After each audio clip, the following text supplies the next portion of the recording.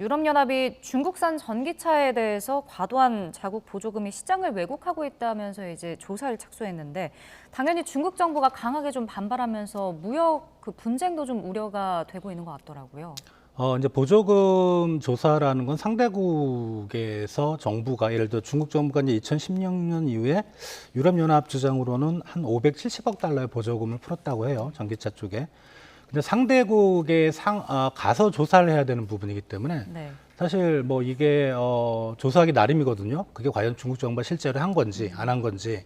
근데 그런 부분에 대해서 중국 정부가 이제 강하게 반발하는데 유럽 쪽의 전기차 점유율이 엄청나게 올랐어요.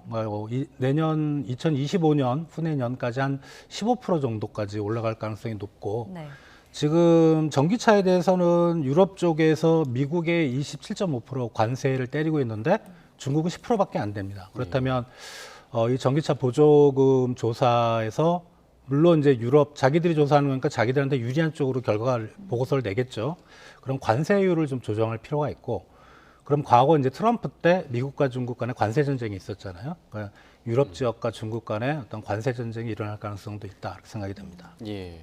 지금 유럽연합 관련 그런 소식들을 들어보자면 방금 이제 얘기했던 뭐 전기차나 또 얼마 전에 구글이나 애플 같은 빅테크 기업에 대해서도 제재를 좀 강화를 했었는데 이런 거를 전체적인 분위기를 보자면 자국 산업을 좀 보호하려는 경향이 생긴다 이런 느낌이 들거든요. 지금 미국 경제만 보면 상당히 경제 지표들이 호조고요. 예. 뭐 몇 달 전만 해도 침체 가능성을 얘기했는데 지금 골디락스 얘기까지 나올 정도로 호조인데 유럽은 지금 옆 동네에서 이제 전쟁이 벌어지고 있으니까 독일 같은 경우는 올해 경제 성장률이 마이너스까지 나옵니다. 예. 제조업 중심이라고 할 수 있는. 예. 그러니까 이제 먹고 살기가 힘든 거죠. 그러니까 고가에서 인심 난다고 경제 상황이 괜찮았으면 이러지 않았을 것 같아요. 뭐 전기차든 뭐 애플이나 구글 같은 플랫폼 기업에 대한 제재를 안 했을 것 같은데 워낙 먹고 살기가 힘드니까 자국 기업에 대한 지원을 확대를 해야 되겠다. 그게 결국은 일자리까지 이어지는 거거든요. 그러니까 그런 좀 큰 배경이 있는 걸로 해석을 하시면 될 것 같습니다. 예. 그럼 이렇게 자국 기업을 지원하는 걸 확대하면 우리 기업도 좀 안심할 수는 없는 상황이잖아요. 앞으로 좀 어떻게 대처를 해야 될까요?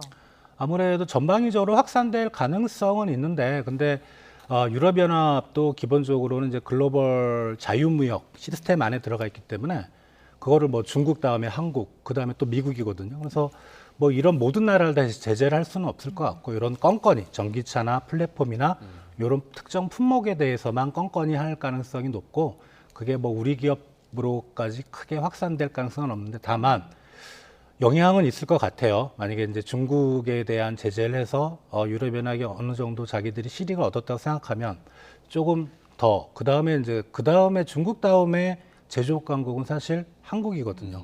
그러니까 그럴 가능성도 충분히 있다고 생각이 됩니다. 네.